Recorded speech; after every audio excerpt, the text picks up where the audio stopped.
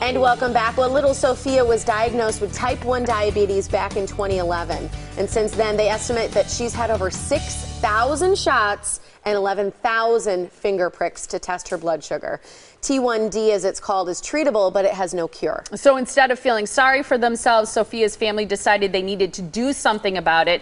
They are all here to tell us about Sophia's promise. Sophia is here right next to me, along with her parents. We have Amy and Sam, and then her siblings. We have 11-year-old Isabella, as well as 6-year-old Bo. You're such a cute family. I'm so excited that you're here. Thank you so much. Thank you for having us. You know, when we read that, and I was like thinking about 6,000 shots, my kids complain about one shot when they go to the doctor.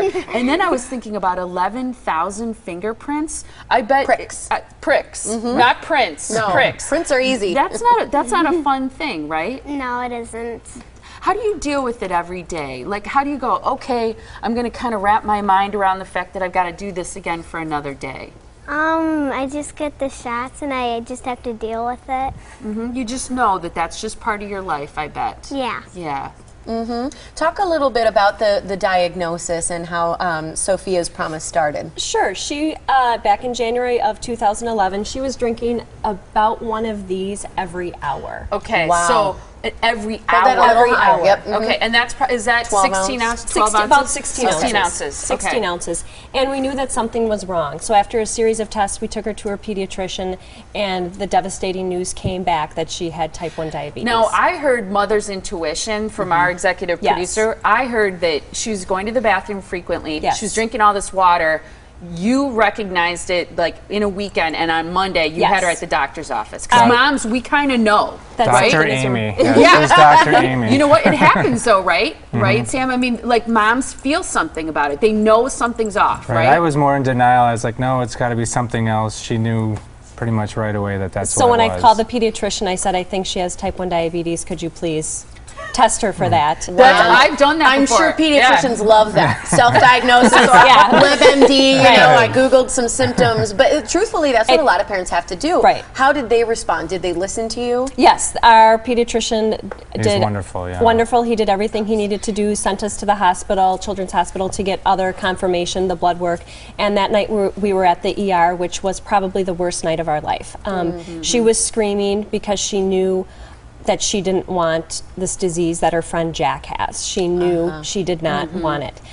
She had a giant bruise from getting the stomach injections, and we had to really realize that this is not going away. This is here forever, and it was truly devastating. It's one of those new normal kind of things, right? There's a new normal to our life, and it's like you remember everything kind of before it and after it because it's that defining moment. And I wonder for you as a sister, what did you think about when you heard that your sister had this disease? Well, I was a little scared for her because she's my best friend. And this one will help out. Sophia can't have the flu shot or the flu nasal spray, for example, so Isabella will also get the injection because her sister can't have the nasal spray. This guy will get the nasal spray. Is that so you get the shot to support your sister? Why do you do that? Because I love her so much. You're too sweet. They're killing me. Best siblings ever, right? You've got a really supportive family. I think that's great. You know, what types of things do you have to watch and do different now? Do you have to eat differently or do different things like that? Like I have to prick my blood sugar before I eat anything, or I'll have to get a shot before, like if I'm a little high, I have to get a shot just for like a little candy bar. So how do you feel every day? I feel sometimes a little low where I'm hot, sweaty, and I don't feel well. Or I'm high where I just want to sit down and don't want to do anything. And when you're talking about high and low, it's your blood sugar level that's affecting you, right? Yeah. What I loved about your story is that you know, a lot of people are like, wow, how did that family get up and like start doing stuff for other people? I love how you admit, hey, for 3 months, we felt sorry for ourselves. It was horrible. And that's such an honest, It was horrible. genuine thing to say. That it's kind of like a grieving process, that new normal thing, right? We felt that she did lose some of her childhood, some of her her childhood was taken away.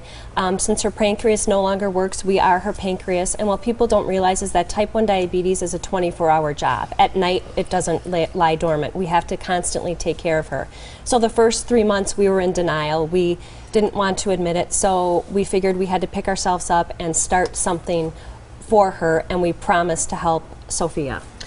Are donations and things like that things that could help kids like her get a pump or something like that that regulates, or is she not a candidate? Is that specific per child? She eventually could get a pump if she wanted to. Just dealing with the pump, it's attached to you, so it's just a different way of doing it. You still have to check, you still have all the things. It's just fewer shots because it's attached to your body. But yeah, I mean, why we started it, really, Sophia's promise was to help other people. We were so overwhelmed in the beginning, and that's the feeling that a lot of people have, and they feel alone and kind of without hope, because you go from not worrying about anything with your child of what she's eating to now anything she eats or drinks has to be accounted for, and it's just your world just turns upside down. What I love is that since last year, this Sophia's Promise that Sam was just talking about, it's to help find a cure as well as supporting families. And since last year, you've sent out more than 100 care packages. 85% have gone to families in southeast Wisconsin and the Fox cities,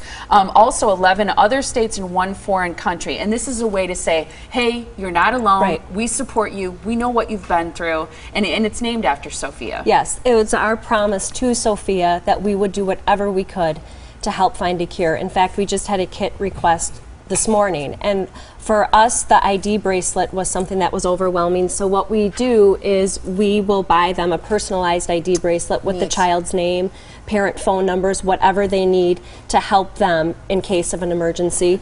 And Amy bought about 6 of them when she was first diagnosed. She was so concerned. And then we also include a gift card to a retail pharmacy where they can help get supplies, or they can even buy some nail polish or something fun to help them. Again, it's to say, we know how you feel. We care. You are not alone. I think it's great. Included while you're wearing all the blue today, too. Sophia'sPromise.org is the website to go for more information or to find out how you can donate or be helped by the organization. Thanks so much for being here. Thank you for Nice having to meet us. you, hon. You got a good brother and sister there. I'm happy You for guys are great. Thank you. Thank you. Stay tuned because our trivia is